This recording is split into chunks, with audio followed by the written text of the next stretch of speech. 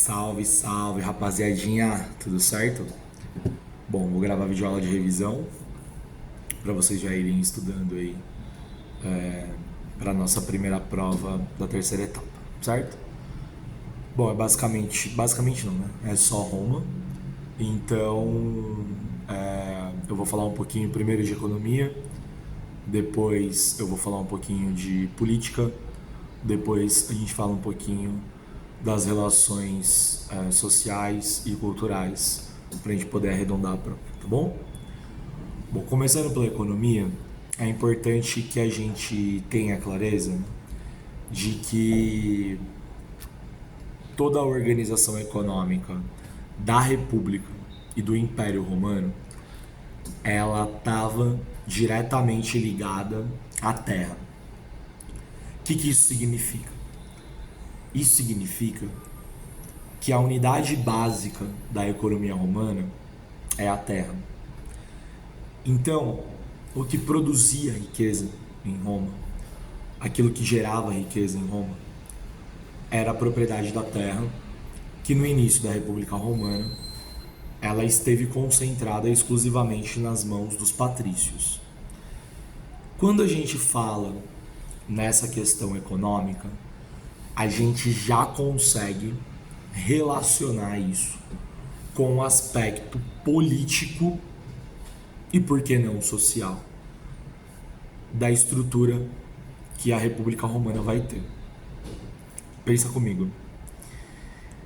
Se a economia romana gira em torno da terra, concentrada nas mãos dos patrícios, isso também significa dizer que aqueles que possuem terra, os patrícios, também vão concentrar o poder econômico. Nesse sentido, a gente consegue perceber que a República Romana, por mais que traga como característica da sua política a república, a organização, né, daquilo que é de todos, república, coisa pública, espaço público, ainda assim a gente pode falar que ela é uma república com concentração econômica, as terras nas mãos dos patrícios, e com concentração de poder político. Quem tem mais direitos políticos são os patrícios romanos, por terem o acesso à terra. Tá claro? Ainda falando um pouquinho sobre a questão da economia ligada à produção agrícola, ligada à terra, é importante a gente notar que durante a República Romana, principalmente pela organização de um exército muito profissionalizado em Roma fez um processo de expansão territorial muito grande.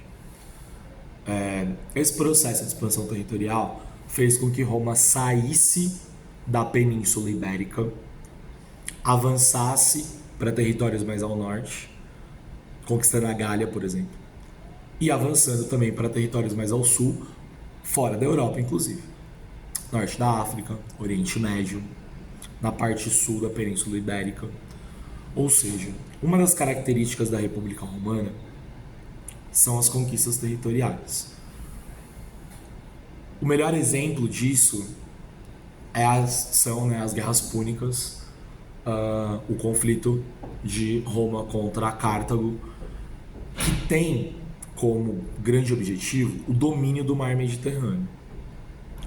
Então repara, Roma expande os seus territórios e ao expandir os seus territórios, Roma vai adquirir cada vez mais terras para si. Isso intensifica a produção econômica dos romanos, isso aumenta ainda mais a riqueza romana, isso aumenta ainda mais a riqueza dos patrícios romanos, e a gente sabe que tem um conflito entre patrícios e plebeus durante esse período, justamente porque a plebe romana é um dos agentes dessas guerras. Afinal de contas, o exército romano era composto por muitas camadas da plebe romana. Mas as conquistas romanas, portanto, o aumento territorial de Roma vai trazer, um avanço econômico bastante considerável para a República Romana. A gente também pode pensar como um desdobramento disso a incorporação de uma outra unidade econômica, de uma outra forma de desenvolver a sua economia com essas conquistas territoriais, que é a incorporação do comércio, né? Por que o comércio começa a se expandir ao mesmo tempo que Roma expande o seu território? Primeiro porque as guerras púnicas é um conflito de Roma contra Cartago pelo domínio do Mar Mediterrâneo. E o Mar Mediterrâneo é o principal centro comercial da antiguidade. Além disso, façam essa relação. Quanto mais você expande um território, mais terras você tem, mais você produz. Quanto mais você expande o seu território, mais você produz. E no caso de Roma, mais escravos você vai ter para produzir ainda mais. Gêneros agrícolas, eu tô falando. Essa produção se intensifica cada vez mais, gera excedente. E o que você faz com os excedentes?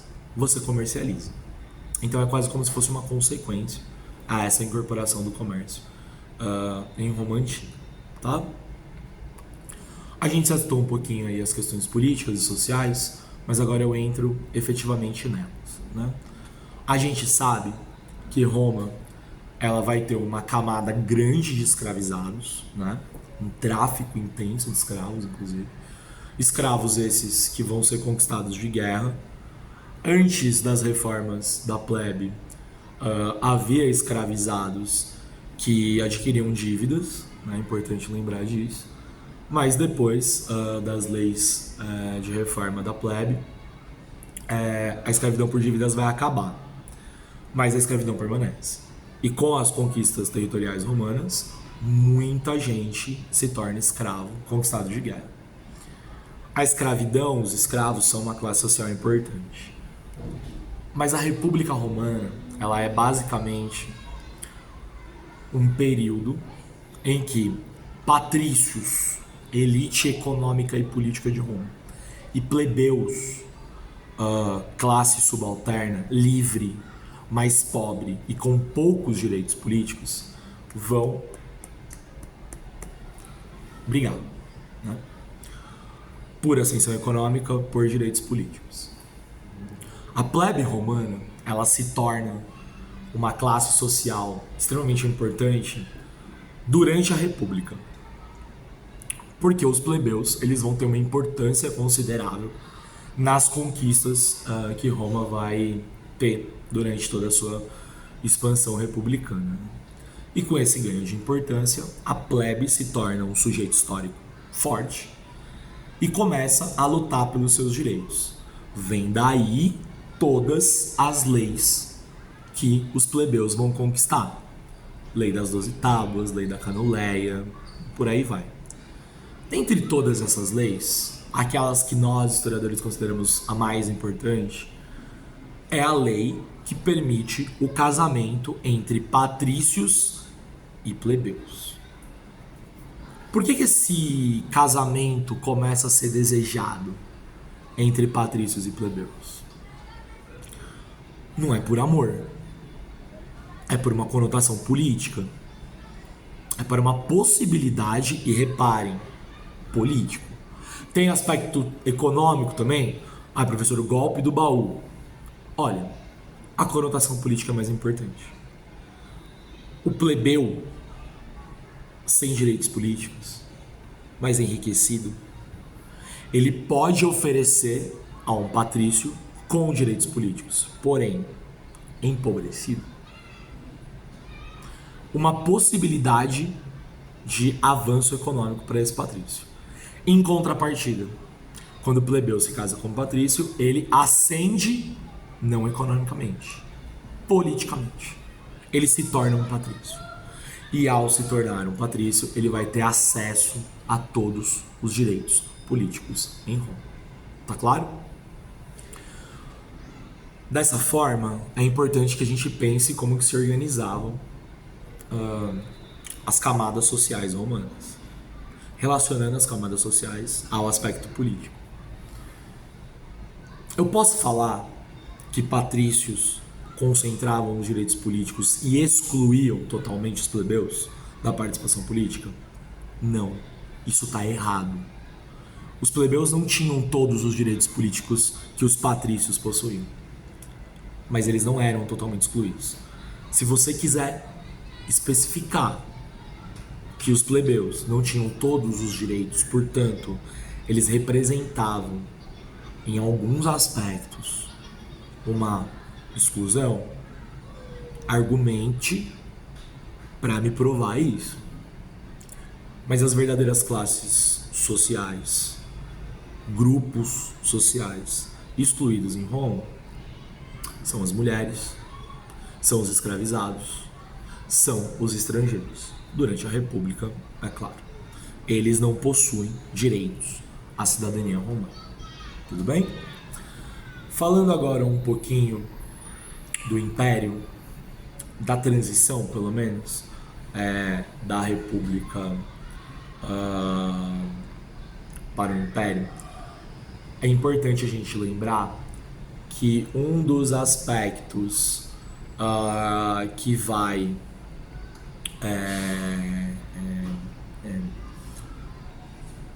criar um contexto possível para o Império ser implementado são as graves crises sociais que estão acontecendo em Roma. Essas crises têm a ver, por exemplo, com os conflitos entre plebeus e escravos. Aí a gente pode lembrar da reforma agrária, né?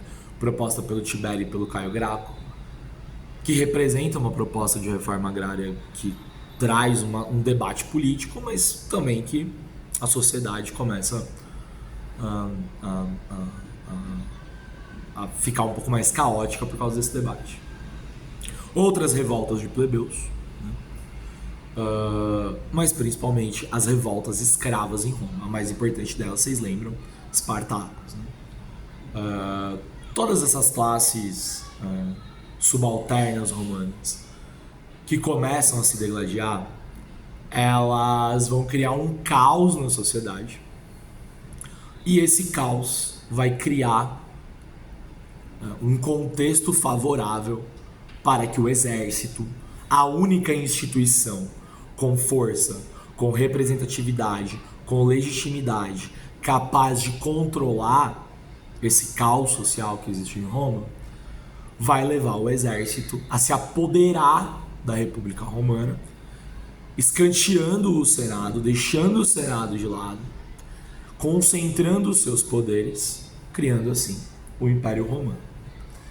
E ao criar o Império Romano dentro desse contexto, eles vão estabelecer certas práticas, né, que vão levar, né, ao maior controle, uma maior estabilidade, né, política, né? Essa estabilidade, ela vai ser representada muito claramente, né, pela política de pão e circo, que faz parte, né, daquele momento que nós chamamos de Pax Romana. E a política de pão e circo, ela tem como objetivo controlar esse contexto social extremamente caótico. Quer dizer, se Roma vive um caos, e vive um caos porque as classes subalternas estão sendo exploradas, e essas classes subalternas exploradas, elas estão criando, né, elas estão lutando pelos seus direitos e criando esse caos, a política de pão e circo vai procurar aquietar os ânimos dessas camadas subalternas, entregando espetáculos públicos e entregando alimentos para eles, né? Dentro desses espetáculos públicos, o mais conhecido de todos, as batalhas dos gladiadores, né? Que aconteciam em arenas, primeiro montadas em espaços aleatórios pela cidade de Roma e até mesmo fora, arenas de madeira.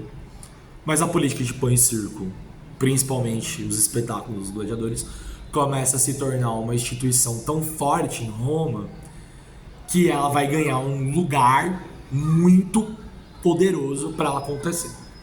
A construção do Coliseu, né, vai ser representativo disso.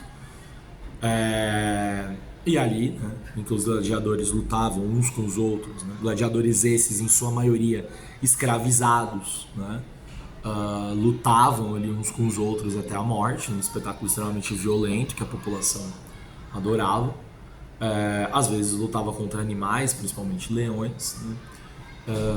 E ali é que acontecia esse espetáculo, e a importância dele é um controle social, é um espetáculo que de certa forma faz com que as massas romanas sejam acalmadas, né? Sejam aquietadas, né?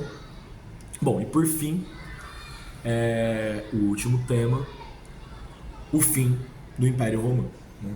Que está muito relacionado às invasões bárbaras, né? Os reinos germânicos aproveitam um ambiente bastante conturbado do final do Império Romano para invadir o Império Romano, saquear o Império Romano, né? E com isso criando, né, uma situação extremamente delicada. Mas tem o papel do cristianismo aí também, né?